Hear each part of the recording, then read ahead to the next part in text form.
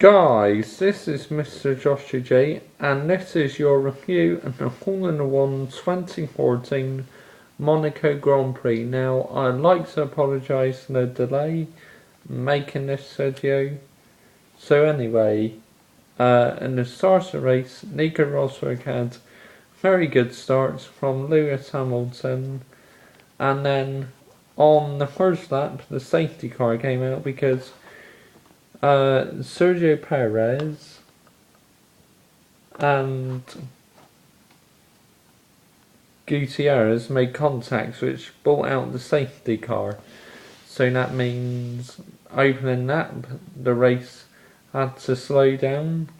Then the race started off again with Nico Rosberg still leading. Sebastian Vettel had a problem, so he slowed up after the restart. They had to come in to retire. Pascal Maldonado did not start the race due to a fuel problem. And Adrian Sutil, he crashed the Sauber, which brought out another safety car. So, quite a lot of retirements. Bottas had an engine failure. And Jack Burney had an engine failure.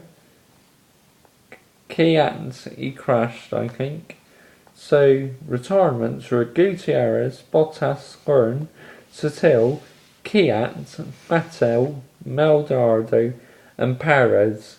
And in the front, Lewis Hamilton was complaining about the lap Mercedes brought him in. And he was not happy on the team radio. He said, I just cannot believe you didn't call me in, guys, under the safety car. And then later on, Lewis Hamilton was starting to catch up with Rosberg, but looked like Hamilton's tyres were starting to go. And then Daniel Ricciardo was catching him up because Lewis Hamilton was complaining that he had no vision, could not see out of his eye. So his engineer was saying, Lewis, just get back to me. What's up? So it's a frustrating day for Lewis Hamilton, but still, second in the race is not too bad at all. Nico Rosberg won his second race of the season. His first win since Melbourne, Australia. So the podium was Nico Rosberg, Hamilton, and Daniel Ricciardo. Now, Lewis Hamilton and Nico Rosberg, Hamilton said in his interview that they are not friends, him and Nico Rosberg.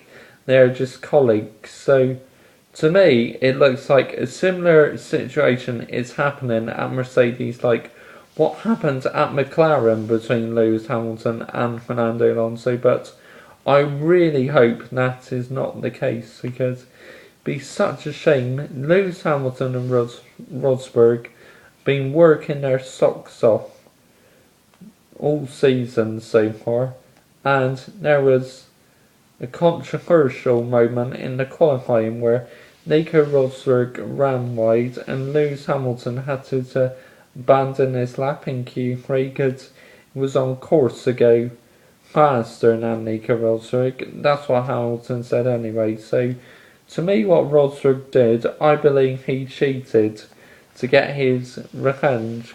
He will now be the only way to stop Hamilton is running wide and causing him to back off. So I think that's why that happened. Now, Christian Horner, the Red Bull boss, I was reading this a few days ago. He says, we are working on two priorities to make the F1 cars louder, as Mercedes' trumpet exhaust failed to make these V6 power units.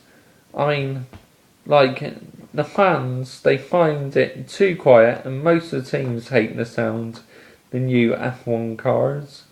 Eddie Jordan, the BBC pundit, says noise isn't really an issue, but to me it is an issue because it's much too quiet for the fans.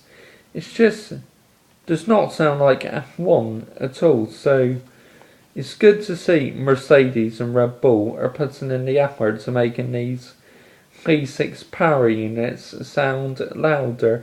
I really miss the loud cars, man, so I think it's a great job Red Bull and the next team to get a go. They're coming up with 2 priorities, so that is good news. Gonna have to keep a lookout for that. And many congratulations goes to Marussia Bianchi getting Marussia their first ever points in Formula 1. They finished the race 9th with Bianchi, and then, well, actually finished 8th but was demoted to 9th because he had a time penalty.